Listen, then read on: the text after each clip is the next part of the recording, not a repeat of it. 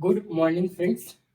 Good morning, everyone. Welcome to in our Ayurveda reality channel प्रारंभ batch. Okay, सो आज से हम स्टार्ट करने जा रहे हैं हमारी प्रारंभ बैच, जिसका फर्स्ट डे है. प्रारंभ बैच का फर्स्ट डे नहीं, 6th डे है हमारे प्रारंभ बैच का.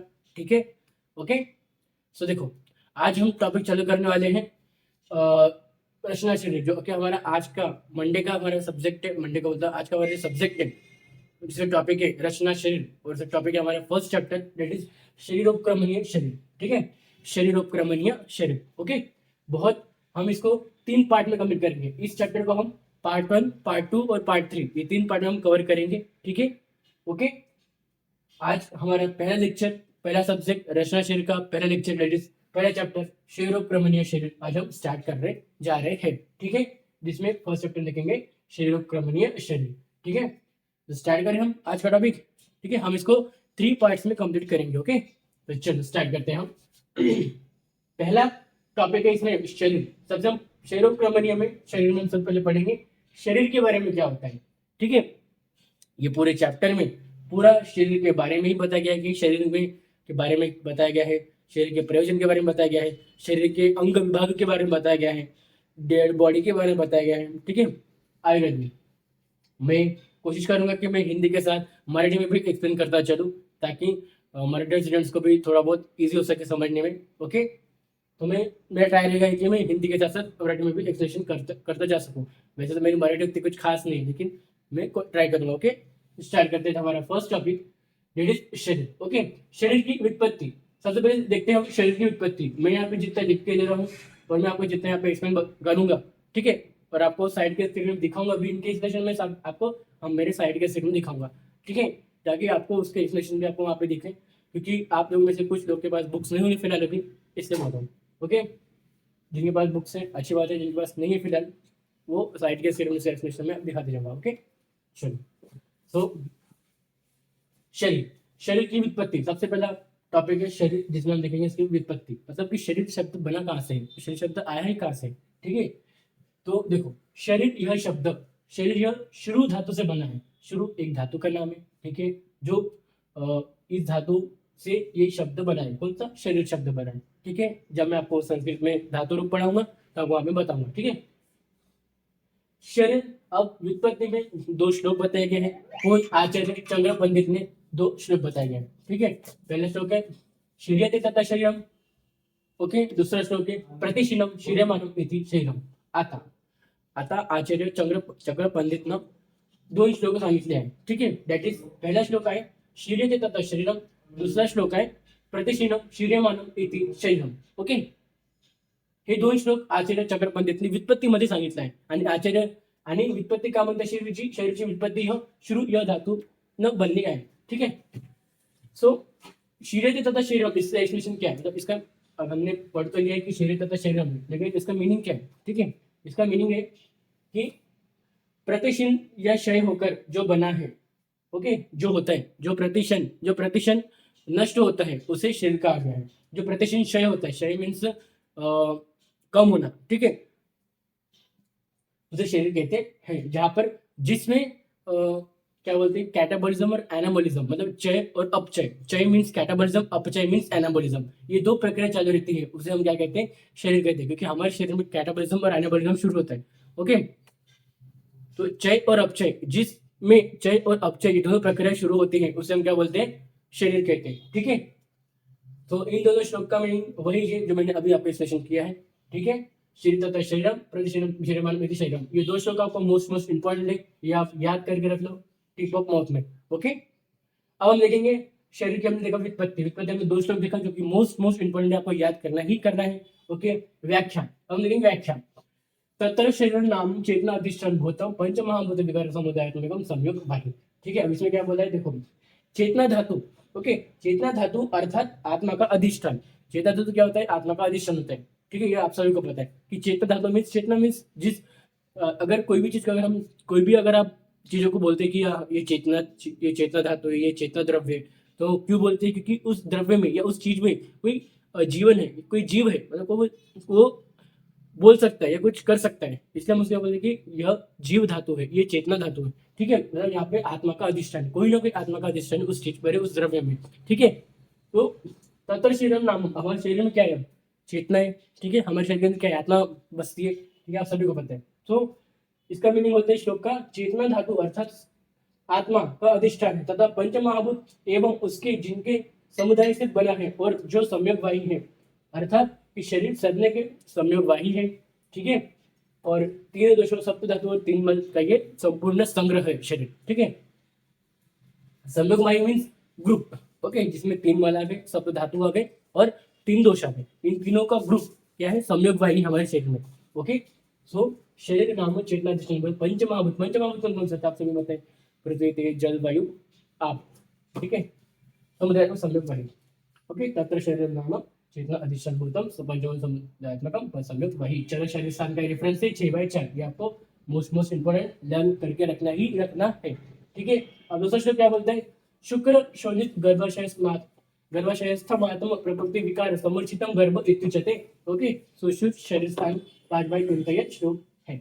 हमें क्या बताया, इसमें क्या बताया, शुक्र और शनि इनका जब क्या होता है, मिलन होता है, मतलब इन दोनों का जब मिक्सअप होता है, तो ये शुक्र मीन्स मेल स्पर्म और शरीर मीन्स आप बोल सकते हैं एग और ओवम बोल सकते एग ओवम। ठीक है, जब इनका क्या होता है, फर्टिलाइजेशन होता है। ठीक है, तो गर्भ में एक प्रकृति निर्माण होती है जिसमें आत्मा बसती है, एक प्रकृति जो निर्माण होती है, एक जो धातु, एक द्रव्य जो निर्माण होता है जिसमें आत्मा होती है। ठीक है, मतलब एक जीव जो निर्माण होता है जिसमें चेतन धातु का अधिष्ठान होता है। ठीक है, और जिससे एक वो गर्भ के समान तैयार होने लगता है। ठीक है, तो क्या बोलते हैं हम, समूर्जितम गर्भ। ठीक है, तो शुक्र शनि गर्भाशय स्तंभात्मक प्रवर्ति विकार समुचितम गर्भ इत्युच्यते। ओके, तो ये था हमारा सेकंड श्लोक, सुश्रुत शरीरम श्लोक। ये श्लोक अगर आप नहीं भी किए तो चलेगा, लेकिन करके रख लो। लेकिन फर्स्ट नंबर का श्लोक आपको मोस्ट टाइम पे करके ही रखना है। ठीक है, अब हम नेक्स्ट टॉपिक है हमारा दैट इज शारीर। ये हमने देखा शरीर, हम देखेंगे शारीर। ठीक है,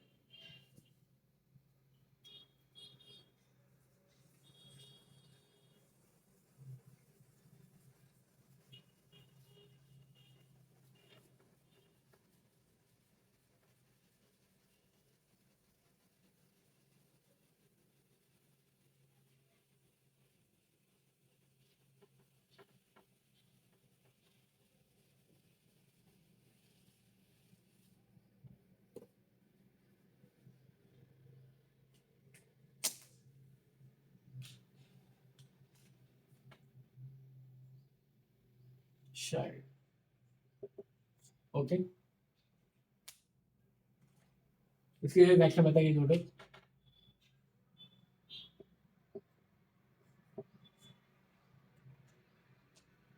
व्याख्या पहली, शरीरामध्ये कृत्य कृतज्ञता शरीर,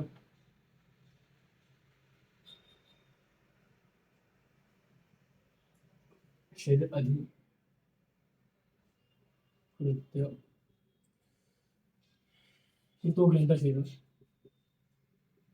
कृतो ग्रंथ शरीर। ओके, अरुंधत्त अष्टांग शारीर स्थान, अष्टांग शारीर स्थान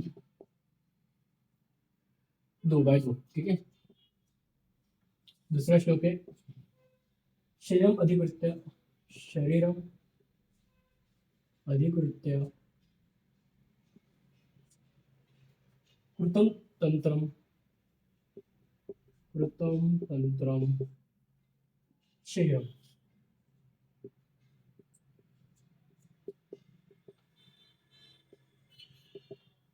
अष्टांग शारीर स्थान 2/2, 1/8 था। यह है अष्टांग शारीर स्थान 2/2। ठीक है, इस बार का जो टॉपिक रहेगा वो रहेगा शरीर ज्ञान प्रयोजन।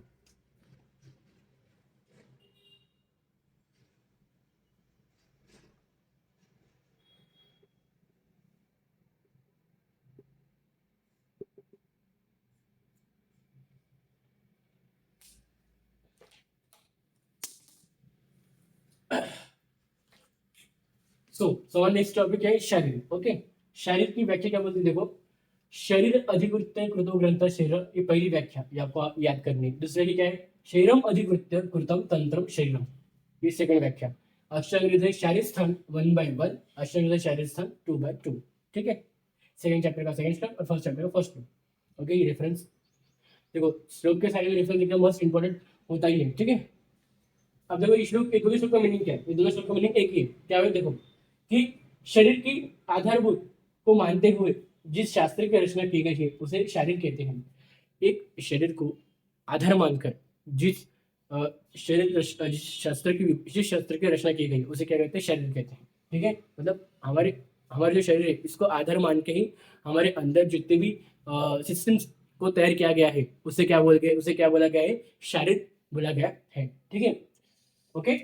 सो ये दो श्लोक का मीनिंग वही जो मैंने आपको बताया, एक्सप्लेनेशन आपको तो मेरे साइड में दिखाई होगा कॉर्नर पे।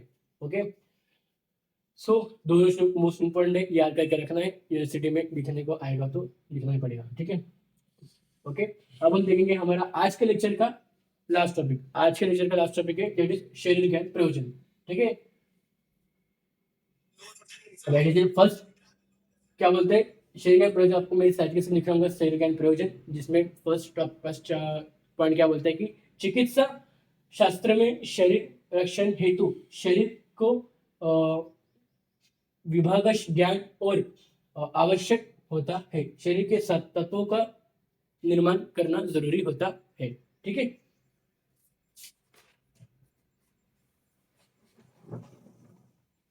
ओके।